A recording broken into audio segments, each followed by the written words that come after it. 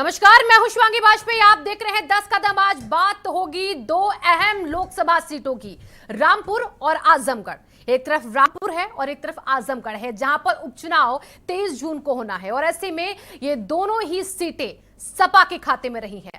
हालांकि देखिए, रामपुर से आजम खान जो कि सांसद थे, लेकिन अब उन्होंने विधायक का चुनाव लड़ा तो विधायकी के पद पर हैं वो। ऐसे आजमगढ़ से अखिलेश यादव सांसद थे, लेकिन अब वो भी विधायक बन चुके हैं, तो उन्होंने सांसदी छोड़ दी और इसलिए दोनों ही सीटें अब उपचुनाव के लिए खाली हो गई हैं।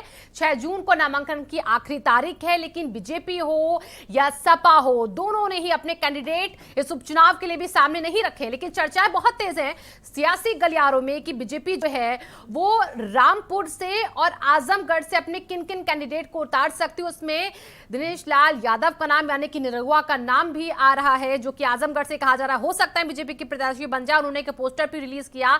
रामपुर से कहा जा रहा है कि इस बार जो है राज्यसभा के जो कैंडिडेट रहे हैं भारतीय जनता पार्टी को, उनको यहां पर उतारा जा सकता है, यानी कि नकवी जी को। अब ऐसे में ये कयासी रहेंगे या फिर इन्हें उतारा जाएगा बीजेपी की तरफ से, देखना होगा। हालांकि सपा भी लगातार इस तैयारी में है कि किसको टिकट दिया जाए, क्योंकि आजमगढ़ ऐसी सीट है जहां पर अखिलेश यादव सांसद रहे। तो ऐसे में कुछ लोगों का कहना है कि परिवार के सदस्य को, यानी कि डिंपल यादव को ही टिकट मिलना चाहिए। कुछ लोग कह रहे हैं कि किसी और बाहरी एक बड़े मजबूत नेता को टिकट देना चाहिए आजमगढ़ से। तो इसकी भी चर्चाएं हैं। रामपुर से कहा जा रहा है कि आजम खां के परिवार से उनकी बहू को टिकट मिल जाए, ऐसी चर्चाएं चल रही हैं। उनकी बहू को लेकर अखिलेश यादव और आजम खां के बीच बातचीत भी हुई है टिकट देने को लेकर। तो तमाम अभी ये सारी चर्चाएं ही हैं, लेकिन अभी तक कुछ भी घोषित तौर पर सामने नहीं है। अब बड़ा सवाल ये कि समाजवादी पार्टी कैसे अपने इन दोनों गढ़ों को बचाती। एक बार फिर से वही बीजेपी जिस तरीके से आजमगढ़ में इस बार 22 के चुनावों में कड़ी शिकस्त पा चुकी है सपा से, क्योंकि वहां की सारी 10 सीटें सपा ने क्लीन स्वीप करते हुए जीत ली थी उत्तर प्रदेश के चुनावों में, और इससे पहले अखिलेश यादव सांसद भी रहे। तो ऐसे में बीजेपी की कोशिश है कि हार का बदला जीत से लिया जाए। तो वहीं आजमगढ़, रामपुर, इन दोनों ही जगह बीजेपी की नजर जो है वो सियासी समीकरण को देखते हुए भी काफी महत्वपूर्ण है। और वहीं दूसरी तरफ देखिए, बसपा सुप्रीमो मायावती गुड्डू जमाली को आजमगढ़ से उतार चुकी हैं। वो तो प्रचार भी शुरू कर चुके हैं, बल्कि रामपुर से आजम खां को वॉकओवर दे दिया है मायावती ने, क्योंकि बड़ी वजह यह भी बताई जा रही कि आजम के साथ उनकी सहानुभूति इसलिए क्योंकि मुस्लिम वोटर्स का एक बड़ा फैक्टर उसमें है। लेकिन सवाल यही कि यादव बहुल सीटें, सपा का गढ़, आजम खां का दबदबा रामपुर में, इन तमाम चीजों से कैसे बीजेपी और जो बीएसपी है वो निपटती है, कैसे सपा जो है अपना गढ़ बचाने के लिए तैयारी करती, तमाम सारे सवाल होंगे। इसी पर आज हम चर्चा करेंगे हमारे खास मेहमानों के साथ। सबसे पहले मैं एक एक करके उन सभी का आपसे तारुफ करवा देती हूँ। हमारे बीच में चंचल यादव जी जुड़ चुके हैं समाजवादी पार्टी से अपना पक्ष रखने के लिए। चंचल जी, आपका बहुत बहुत स्वागत है। और इसी के साथ देखिए, अशोक पांडे जी, प्रवक्ता बीजेपी के, हमारे बीच में जुड़ चुके हैं। अशोक जी, आपका भी बहुत बहुत स्वागत है चर्चा में। और सतीश प्रकाश, दलित चिंतक के तौर पर हमारे बीच में जुड़ चुके हैं। सतीश जी, आपका भी बहुत बहुत स्वागत है। वरिष्ठ पत्रकार हैं हेमंत तिवारी जी भी हमारे बीच में जुड़ चुके हैं। हेमंत जी, बहुत बहुत स्वागत है आपका भी चर्चा में। मैं शुरुआत सोचती हूँ हेमंत जी आपसे कर लूं, क्योंकि अहम चुनाव है रामपुर और आजमगढ़, सबकी निगाहें इस पर टिकी हुई हैं। सपा के पास चुनौती है कि दोनों सीटें बचा ली जाए। बीजेपी बसपा सिंधमारी की कोशिश में है। कैसा बनता दिख रहा सियासी समीकरण इस बीच? है चुनाव देखने में छोटे लेकिन बड़े कठिन चुनाव हैं, और खासतौर से अखिलेश यादव के लिए तो बेहद कठिन बिल्कुल अवसर है कि कैंडिडेट्स कैसे तलाशें। हालांकि कल बड़ी चर्चा थी कि आजमगढ़ से उन्होंने बलिहारी बाबू, जो बीएसपी के कोऑर्डिनेटर रहे हैं, राज्यसभा सदस्य रहे हैं, आजमगढ़ में दलितों के बड़े नेता माने जाते रहे हैं, अभी पिछले कोरोना काल में दिवंगत हुए, उनके बेटे सुशील चंद्र को टिकट देने की बात आई। अधिकृत रूप से अभी ये इसकी पुष्टि नहीं हुई है, और उधर रामपुर में अभी कुछ तय नहीं हो पाया है। बिल्कुल। तो मुझे लगता है चूंकि दोनों सीटें समाजवादी पार्टी की थी, दोनों ऐसे स्थान की सीटें, उस स्थान का जो भूगोल है वो समाजवादी पार्टी के लिए अतीत से लेकर के वर्तमान तक बड़ा बहुत मैटर करता है। अखिलेश खुद वहां से सांसद रहे, उसके पहले उनके पिताजी नेताजी मुलायम सिंह यादव सांसद रहे। बिल्कुल। आज और रामपुर स्वाभाविक रूप से जब से कांग्रेसी दौर कमजोर हुआ, हाँ। वो एक तरीके से आजम खां के परिवार का गढ़ बन गया। तो अब मुश्किल क्या है कि आजम खां से कुछ नाराजगी की जो खबरें लगातार सियासी फिजा में रही, वो एक दिक्कत है। दूसरे कैसे बचाएं आजमगढ़, ये बड़ी दिक्कत है। भारतीय जनता पार्टी को यहाँ कुछ खोने को खास नहीं है। बिल्कुल। और आजमगढ़ में जिस तरीके से शाह आलम और गुड्डू जमाली को पहले ही एडवांस में टिकट मायावती ने दे दिया, उसने अखिलेश यादव की मुश्किलें और बढ़ा दी है। मेरा एक स्पष्ट मत है, जितना मैं पिछले 3.5-4 दशक से आजमगढ़ और रामपुर सीटों को देखता हूँ, ये दोनों सीटें ऐसी हैं, अगर अखिलेश यादव को अपनी सीटें बचानी है तो आजमगढ़ से इनको अपने परिवार के किसी सदस्य और वो भी विशेषता डिम्पल यादव को लाना पड़ेगा। बहुत से कारण है, अगले दौर में उसको स्पष्ट करूंगा। और रामपुर सीट भी अगर सुरक्षित रखनी है, 2024 के पहले एक सदामंद संदेश देना है, तो वहां भी इनको आजम खां के परिवार के किसी सदस्य को लाना होगा, क्योंकि यहाँ का इतिहास, वर्तमान और जो इक्वेशंस ताजे बन रहे हैं, इनके अलावा और किसी को स्वीकार करने वाले नहीं हैं। भारतीय जनता पार्टी मुस्तैद है। 2 बातें अलग अलग सीटों पे अलग अलग बताऊंगा, लेकिन आजमगढ़ ऐसी सीट है, ठीक है 10 की 10 असेंबली सीटें भाजपा ने जीती, लेकिन एक चीज शिवांगी ध्यान रखना जी कि 10 की 10 सीटों पर नंबर 2 पे भारतीय जनता पार्टी रही। बिल्कुल। और बहुत सीटों पर बहुत ज्यादा फर्क नहीं रहा। तो भाजपा की निगाह है, और एक मुस्लिम कैंडिडेट शाह आलम और गुड्डू जमाली को बहन जी ने यानी बसपा ने दे दिया है। हाँ।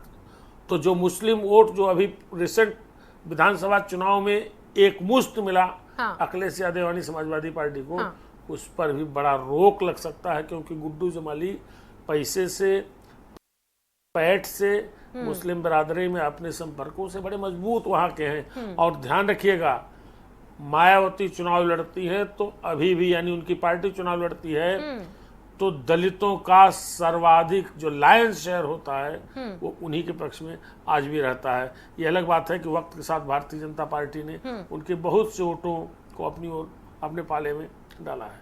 फिलहाल जो परिस्थिति नजर आ रही है वही है, अखिलेश को अगर बचाना है आजमगढ़ तो निश्चित रूप से डिम्पल या ऐसे ही किसी हैवी वेट को लाना होगा। नेताजी ऑलरेडी सांसद हैं मैनपुरी से, अखिलेश यादव ने आजमगढ़ छोड़ी है। अगर ये धर्मेंद्र यादव या किसी परिजन को भी लाते हैं तो शायद तो भी उतना बढ़िया चुनाव नहीं लड़ पाएंगे जितना ये डिम्पल से चुनाव लड़ा सकते हैं। सुशील चंद्र को अगर लड़ाया तो कहानी खराब हो सकती है। ठीक है हेमंत जी, आपने बिल्कुल आपने आजमगढ़ पर रामपुर में जिन बातों का जिक्र किया कि अगर आजमगढ़ को बचाना है तो अखिलेश यादव को अपने परिवार से यानी कि डिम्पल यादव को आगे करना होगा, रामपुर अगर बचाना है तो आजम खां के परिवार से किसी को आगे करना होगा। उनकी बहू का नाम चर्चा में चल भी रहा है। अब मैं चलती हूँ चंचल जी के पास। चंचल जी, सबसे पहले देखिए ये दोनों ही सीट और दोनों ही सीटों के बड़े फैक्टर हैं कि आजम खां का परिवार ही हो जो उपचुनाव लड़े और एक तरफ अखिलेश यादव का ही परिवार हो जो आजमगढ़ में उपचुनाव लड़े। रामपुर आजमगढ़, इन दोनों को बचाना है, क्या कोई बाहरी नाम आप ला सकते हैं या फिर परिवार का ही लाएंगे, या फिर परिवारवाद का जो आरोप लगता है उसको खारिज करते हुए कोई नया एक्सपेरिमेंट करेंगे आप? देखिए शिवांगी जी, भी आपने देखा होगा पिछले चुनाव में हम लोगों ने विधानसभा में आपको एकदम स्पष्ट तरीके से आपको मालूम हो गया होगा कि हम लोगों ने किस आधार पर चुनाव लड़ा था। और रही बात परिवारवाद की, परिवारवाद सारी पार्टियों में है, सबके अपने अपने अलग अलग तरीके हैं। हमारे यहाँ अभी जो जहाँ तक हम लोग उपचुनाव के ऊपर डिस्कस कर रहे हैं, आजमगढ़ एक ऐसा लोकसभा क्षेत्र है जहाँ से मैं खुद भी आता हूँ, और वहाँ के बारे में वहाँ बताऊँ आपको कि आदरणीय मुलायम सिंह यादव जी, नेताजी, आदरणीय अखिलेश यादव जी ने जो पिछले जो भी डेवलपमेंट हुआ है, मैं तो बताऊं पिछले 5 साल में बीजेपी की सरकार रही है, इसके पहले भी बीजेपी की सरकार रही है, एक भी काम इन लोगों के द्वारा नहीं किया गया है। आज के टाइम अगर आप देखें आजमगढ़ के अंदर, चाहे वो कमिश्नरी हो, चाहे वो आपका क्या नाम है पीजीआई हो, चाहे वो आपका 100 बेड का तरौलिया में अस्पताल हो, चाहे आपका हवाई पट्टी हो, चाहे चीनी मिल हो, चाहे महिला अस्पताल हो, मतलब ऐसे बहुत सारे काम हैं। चाहे आपको अगर आप आगे बढ़ेंगे तो उसके आपको क्या नाम है जो विद्युतीकरण हम लोगों ने, और आजमगढ़ मुख्यालय को 4 लेन से जोड़ने का काम हो, चाहे वो डेयरी का प्रोजेक्ट हो, चाहे वो राजकीय इंटर कॉलेज, बालक बालिका इंटर कॉलेज हो, बहुत सारे ऐसे अनोखे अनेक काम जो है हमारी सरकार ने, पिछली सरकार ने किया है, आदरणीय नेताजी के सरकार ने भी हुआ है। तो एक चीज मैं बताऊं आपको कि यहाँ पे जो आजमगढ़ का जो समीकरण है वो एकदम समाजवादी का गढ़ है। वहां से अभी जो प्रत्याशी जिसके नाम की चर्चा हो रही है और लोग ये कयास लगा रहे हैं कमजोर प्रत्याशी हैं, मेरे अगर वो प्रत्याशी आते तो ऐसा कुछ नहीं है, मतलब तो आधिकारिक मतलब घोषणा नहीं हुई है, लेकिन एक हमारे आदरणीय मुलायम सिंह यादव हमारे नेताजी, आप सोचिए कि उन्होंने एक बहुत बेहतरीन मैसेज उस समय दिया था जब आदरणीय कांसीराम जी को लोकसभा भेजने का काम किया था इटावा से।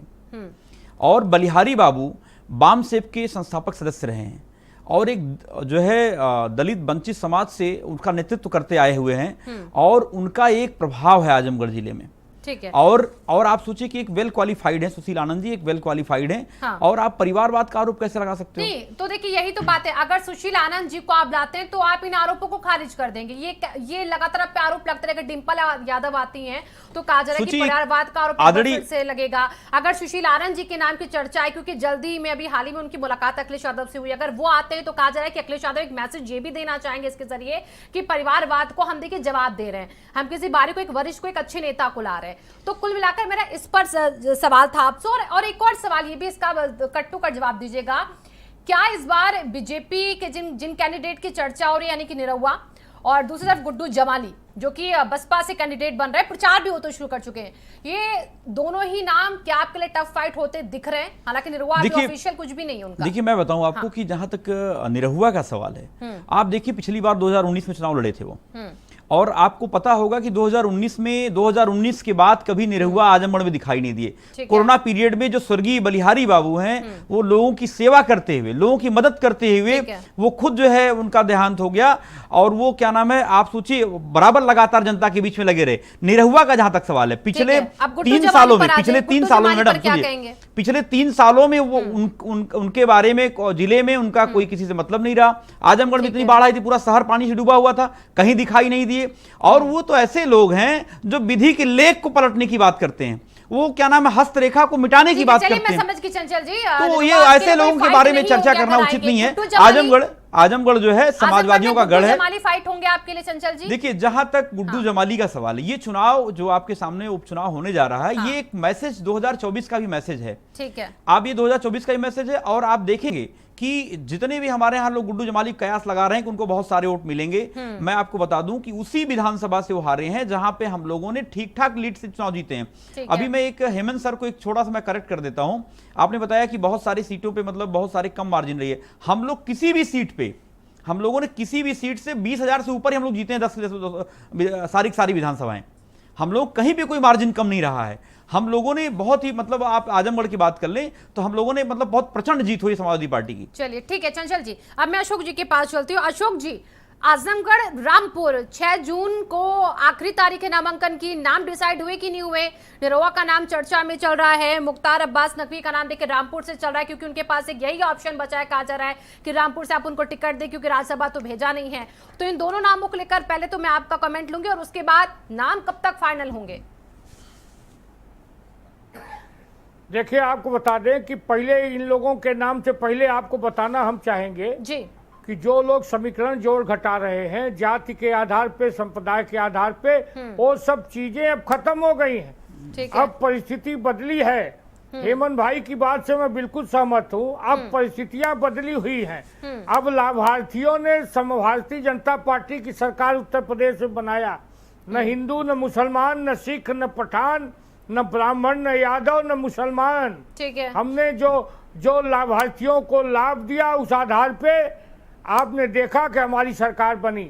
आज हम तो रामपुर एक बार जीत चुके हैं और आज आजमगढ़ की हालात है कि परिस्थिति बदली है। इस बार आजमगढ़ से भारतीय जनता पार्टी का कमल खिलेगा, इसमें कोई दो राय नहीं है, क्योंकि हमने परिस्थितियां बदली है। ये लोग अच्छे हैं। अगड़ा पिछड़ा कर रहे थे, जाट यादव कर रहे थे, एमवाई कर रहे थे, एक्सवाई कर रहे थे, हम कर रहे थे कि A to Z हमारा है, हमें जान से प्यारा है। हमने A to Z के लिए काम किया है। हमने किसी भी योजना में हिंदू मुसलमान नहीं देखा, उसका फायदा हमें मिलेगा। आजमगढ़ भी जीतेंगे, रामपुर भी जीतेंगे। चलिए ठीक है, यहाँ पर आपकी बातों से तो ऐसा ही लग रहा है अशोक जी कि आप अपने जो विकास के काम हैं, जो आप यहाँ पर लोगों को योजनाओं का लाभ दे रहे हैं, उसके बल पर आप मेरे द्वारा एक सवाल इनसे आजमगढ़ में एक काम बता दें, एक काम बता दें आजमगढ़। पहले मैं सतीश प्रकाश जी के पास चलती हूँ।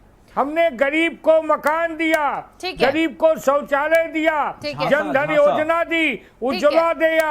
आज उसका परिणाम है कि मायावती एक सीट पे आ गई, अब अखिलेश यादव औकात में आ गए।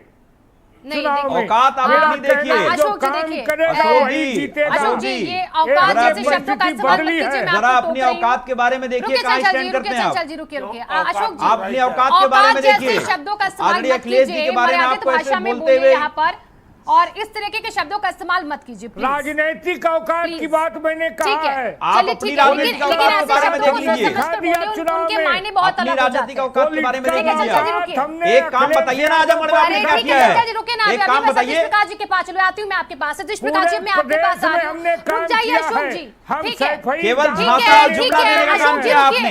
अरे अशोक जी रुकिए, अभी काउंटर करने का टाइम देंगे आपको, रुक जाइए, हमलावर बाद में होइएगा भाई। अरे ठीक है अशोक भाई, रुक जाइए, बताओ ना। अरे चल आप तो रुकिए ना, अब एक एक करके शांत हो, आप भी बीच में बोल रहे हैं। पहले इनका भोपू बंद ठीक है, रुकिए, वो चुप हो रहे हैं, आप ठीक है, रुकिए ना, चलिए ठीक है अशोक जी, बस आप रुकिए, आपका कमेंट ले लिया मैंने। मैं सतीश प्रकाश जी के पास चली हूँ, दलित चिंता के तौर पर हमारे बीच में बैठे हुए हैं। सतीश जी देखिए, बसपा की राजनीति को आप देख रहे हैं, बहुत पहले से समझ भी रहे हैं क्या स्ट्रेटेजी और इस बार के चुनावों में क्या हुआ, लोकसभा के चुनावों में कैसे उतरती है बसपा। गुड्डू जमाली रामपुर में हालांकि तो बसपा नहीं उतार रही, अपना कैंडिडेट आजम खां का साथ दे रही है, वॉकओवर कर गई है। लेकिन आजमगढ़ में अखिलेश के लिए चुनौती इसलिए भी है क्योंकि इस बार सत्ता और विपक्ष से ज्यादा विपक्ष और विपक्ष के बीच में फाइट दिखी है मुस्लिम वोटर्स की, जिसमें मायावती और अखिलेश यादव की पार्टी है। अब इसीलिए क्या सोच समझ तक गुड्डू जमाली को आपने आजमगढ़ में उतारा है, और इसके पीछे क्या प्लानिंग प्लॉटिंग करी है, कैसे आपको लग रहा है, क्या आपको लगता है ऐसा कि बहुत आसानी से जीत हो जाएगी बीएसपी की गुड्डू जमाली के तौर पर आजमगढ़ में? नहीं देखिए शिवांगी जी, चुनाव इतना आसान नहीं होता। चुनाव में हार जीत का फैसला निश्चित रूप से जनता करती है। राजनीतिक दल अपना कैंडिडेट डिसाइड करते हैं। समाजवादी पार्टी बलियारी बाबू या उनके परिवार के, बलियारी बाबू के परिवार के कुछ व्यक्ति करके आते हैं, तो ये एक निजी मामला है। और मैं हेमंत जी की एक बात से जरूर थोड़ा सा इत्तेफाक रखना चाहूंगा कि इस बार के चुनाव में अगर अखिलेश जी के परिवार के खुद डिम्पल यादव जी भी अगर चुनाव में उतरती है तो हो सकता है कि उनकी ये लगातार दूसरी हार बन सकती है। उसके कुछ कारण हैं। देखिए, उत्तर प्रदेश में बीजेपी की सरकार है, और जब से बीजेपी की सरकार आई है, इस बीजेपी की सरकार के बनने में कहीं ना कहीं आज उत्तर प्रदेश का एक बहुत बड़ा धार्मिक अल्पसंख्यक वर्ग, जिसने बहुत सारा वोट समाजवादी पार्टी को इस आशा में दिया कि अगली सरकार बीजेपी की नहीं बनेगी, शायद समाजवादी पार्टी की सरकार बनेगी। लेकिन उसका परिणाम जो आपके सामने है कि आज उत्तर प्रदेश में बीजेपी की सरकार है, और जानबूझ करके धर्म विशेष के व्यक्तियों के जो संवैधानिक अधिकार है, उनकी जो सुरक्षा को लेकर के उनके ऊपर जिस तरह के आक्रमण किए जा रहे हैं, कानपुर की जो घटना है, आदरणीय प्रधानमंत्री जी, राष्ट्रपति जी, मुख्यमंत्री जी जिस शहर में रहे और एक धर्म विशेष के लोगों के ऊपर जिस तरह की टिप्पणी की जाए, जिस तरह से उनके साथ व्यवहार किया जाए, ऐसे माहौल में वो कहीं ना कहीं एक बहुत बड़ा धार्मिक अल्पसंख्यक वर्ग अपने आप को ठगा हुआ महसूस कर रहा है। इस चुनाव में देखिए, ये चुनाव कहीं ना कहीं उत्तर प्रदेश की भविष्य की राजनीति को तय करेगा। इस चुनाव में शायद मुस्लिम समाज के सामने एक बहुत बड़ा जो सवाल खड़ा हुआ है, उसका एक जवाब ढूंढने का एक बहुत बड़ा कारण हो सकता है कि अगर बहुजन समाज पार्टी का जो मूल वोटर है, जो उसका अपना वामसेप का एक टीम है, तमाम जो छोटे जो ओबीसी वर्ग के लोग हैं, जिनको माननीय काशीराम जी ने जोड़ा, बलियारी बाबू जी भी कहीं ना कहीं वो आज नहीं, बाद में क्या हुआ वो बात छोड़ सकते हैं। निश्चित रूप से वो बहुजन समाज पार्टी के एक बहुत कर्मठ सिपाही रहे हैं। कोई पार्टी को छोड़ करके जाता है या कहीं जाता है, वो निजी मामला हो सकता है, हालांकि आज वो इस दुनिया में नहीं है। मेरा मानना यह है कि इस बार का जो उपचुनाव में निश्चित रूप से मुस्लिम समाज कहीं ना कहीं अपने इस सवाल का जवाब जरूर ढूंढेगा कि अगर वो बहुजन समाज पार्टी को अपना तमाम वोट ट्रांसफर करता है तो किस तरीके से उत्तर प्रदेश की राजनीति से कहीं ना कहीं बीजेपी को दूर किया जा सकता है। जहां तक रामपुर की बात है, हमने पहले ही बहुजन समाज पार्टी ने बहुत स्पष्ट किया है कि जिस तरह के हालात आजम खान जी के साथ जिस तरह का बीजेपी ने व्यवहार किया, और ये मैं आरोप नहीं लगा रहा हूँ, ये भी एक सवाल है। उत्तर प्रदेश का हर व्यक्ति इस बात को लेकर के चिंतित है कि एक व्यक्ति जो समाजवादी पार्टी पार्टी का संस्थापक सदस्य रहा। समय समय पर बड़ी मजबूती के साथ समाजवादी पार्टी के साथ उसने लड़ाई लड़ी है। जिस तरीके से पिछले 2 साल में 2.5 साल में जैसा उनके परिवार के साथ हुआ, समाजवादी पार्टी ने जिस तरह से उनका साथ छोड़ा, ये सवाल ये राजनीतिक सवाल नहीं है, ये उत्तर प्रदेश का चाहे हिंदू हो, मुसलमान हो, कोई भी व्यक्ति हो, उसको ऐसा लगता है कि अखिलेश जी को या मुलायम सिंह यादव जी के या उनके परिवार को आगे बढ़ करके निश्चित रूप से जो आजम खान जी के साथ खड़ा होना चाहिए था। जी तो कुल मिलाकर सतीश जी, अब बीएसपी आपके हिसाब से आजम खां के साथ खड़ी है अपना कैंडिडेट ना उतारकर, और बताने की कोशिश है कि हम आजम खां के साथ पहले भी थे जब वो मुश्किल हालात में थे और अब भी हैं जब वो बाहर आ चुके हैं।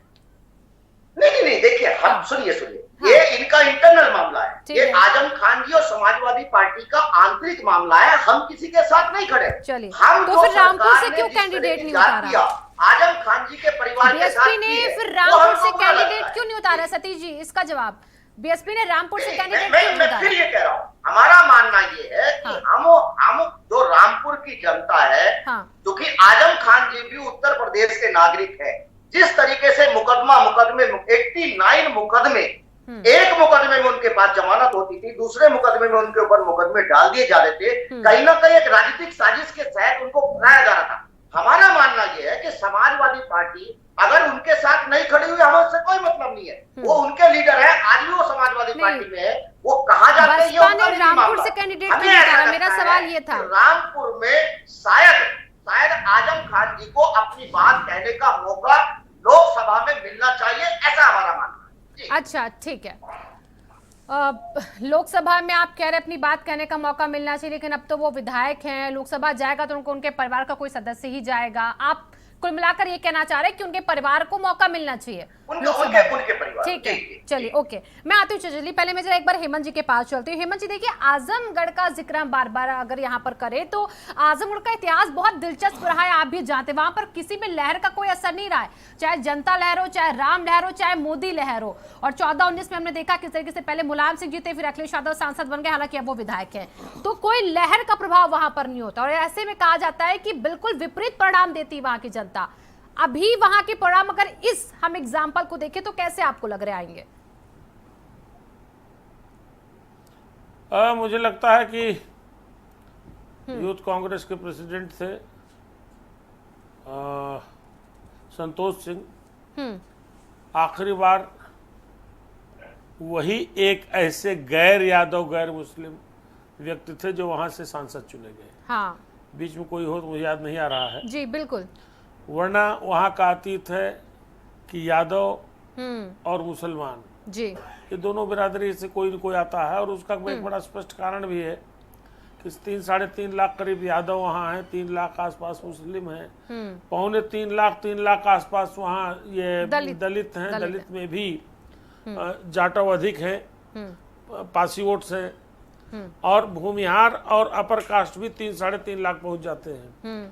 तो ये पूरा कॉन्स्टिट्यूंसी ऐसी है आजमगढ़ की जहां समाजवादी पार्टी का एक बहुत नेचुरल सा अपर हैंड रहता रहा, और शायद वही वजह है कि आपके याद होगा शिवांगी, आपके साथ डिबेट में मैंने असेंबली इलेक्शन के पहले कहा था कि आजमगढ़ एक ऐसा जिला होगा जहां शायद भारतीय जनता पार्टी की बोहनी न हो, मतलब शुरुआत न हो, खाता न खोले। आजमगढ़ और गाजीपुर ये उन जिलों में है, लेकिन यहाँ मसला थोड़ा बहन जी ने फंसा दिया है। जो भाजपा के, जो सपा के लोग हैं वो समझते हैं 2 स्थितियां हैं। अगर सुशील को टिकट वाकई देती है तो एक मैसेज देने की कोशिश अखिलेश यादव करेंगे कि हमने दलित को वोट दिया, लेकिन वहीं ये ध्यान रखना चाहिए शिवांगी कि 2019 के पार्लियामेंट्री इलेक्शन में अखिलेश यादव ने उत्तर प्रदेश की पॉलिटिक्स का सबसे डेडली कॉम्बिनेशन बनाया था, यानी बहुजन समाज पार्टी को साथ लिया था।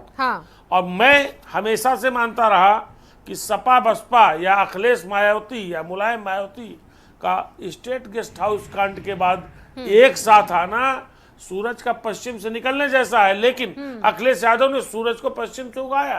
पर परिणाम क्या मिला? परिणाम यह मिला कि 2014 में जिन 5 सीट पे रह गए थे सत्ता संचालन करते हुए अखिलेश यादव, 2019 में भी 5 पे गए, इतना बड़ा अलायंस बनाने के बाद बहन जी 10 सीट निकाल किनारे चली गई। मतलब क्या है? क्या दलित वोट ट्रांसफर हुए? नहीं हुआ। दलित वोट यादव कैंडिडेट्स के लिए ट्रांसफर हुए? कहाँ हुए? जौनपुर जैसी सीट पर जहां बीएसपी ने यादव कैंडिडेट दिया था और दलितों को वोट ट्रांसफर, वो चुनाव जीत गए। बाकी जगहों पर ऐसा क्यों नहीं हुआ? तो दलित उम्मीदवार अगर देते हैं अखिलेश यादव बलिहारी बाबू के बेटे को, तो मुझे नहीं लगता कि बहुत प्रभावी विषय होगा, क्योंकि यहाँ 2 बातें आ जाएगी। जाति गणित अलग होता है। जो वोटर आजमगढ़ का है, वो जो 3 लाख मुसलमान है, वो जाति उम्मीदवार देखेगा या जाति मसीहा देखेगा। जाति मसीहा माना जाए तो अखिलेश यादव, मुलायम सिंह यादव।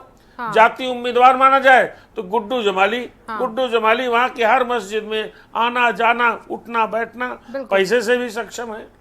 और अभी जो चुनाव जिसका जिक्र कर रहे थे हमारे मित्र चंचल जी, मुबारकपुर में अगर वो बसपा से लड़ते तो शायद चुनाव जीत भी सकते थे।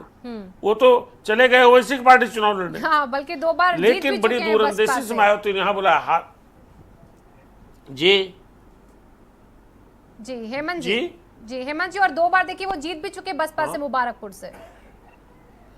जी वहीं से जीत चुके हैं। बसपा विधानमंडल दल के नेता भी रह चुके हैं शाह आलम और गुड्डू जमाली। तो ऐसा नहीं है। आजमगढ़ मुझे लगता है कि इस बार अखिलेश यादव के लिए एक बहुत बड़ा राजनीतिक सरदर्द बनने वाला है। और फिर मैं कह रहा हूं, जो मेरा अपना अंदाजा है, मैंने वहां मुलायम सिंह यादव को चुनाव देखा, मैंने वहां रमाकांत यादव का चुनाव देखा जीतते हुए जी। और ध्यान रखिए कि 2014 में नेताजी स्वयं फंस गए थे। आखिरी 2 दिन अगर शिवपाल सिंह ने बहुत ज्यादा मेहनत गांव जाकर नहीं की होती तो नेताजी का चुनाव चला गया था। और आप बताइए, जब नेताजी के खिलाफ यही कैंडिडेट गुड्डू जमाली थे तो कितने वोट मिले थे? चंचल जी आपको याद होगा। ये विषय नहीं है। विषय यह है कि आजमगढ़ की राजनीति की जो तासीर है, जो उसका मिजाज है, वो बड़ा थोड़ा अलग किस्म का है। ऐसे में अखिलेश यादव अगर अपनी बिरादरी में देखिए, निरहुआ को वोट 3,30,000 के आसपास वोट कैसे मिल गए थे? बिना यादवों को वोट मिले आप इतना पा सकते हो? यादव में लोकप्रिय है, उनका हीरो है, भोजपुरी फिल्मों का सुपरस्टार है, अपनी जात का प्रतिनिधित्व करता है। तो अगर यादव कैंडिडेट दिया दिनेश लाल यादव निरहुआ को, और इन्होंने शेड्यूल्ड कास्ट कैंडिडेट दिया, तो मान के चलिए शिवांगी कि आजमगढ़ कोई भी परिणाम दे सकता है। बिल्कुल अलग वहाँ का रिजल्ट होता है। मन जी बिल्कुल सही कह रहे हैं आप, बिल्कुल अलग परिणाम होता है। और अभी मेरा बिल्कुल देखिए हेमंत जी, वहाँ पर अगर दलित हो, मुस्लिम हो, अगर इन दोनों का गठजोड़ हो जाए किसी के साथ, तो वो सत्ता वहाँ की जीत का ताज लेता है। तो यादव मुस्लिम का हो या दलित का हो, तो वो वहां पर जीत का ताज लेता है। ये एक अलग सिनेरियो है। लेकिन अभी हेमंत जी एक छोटी सी ब्रेक ले रुक रही हूँ, वापस आऊंगी आपके पास और आप बाकी खास मेहमानों के पास भी जल्द लौटते हैं एक ब्रेक के बाद।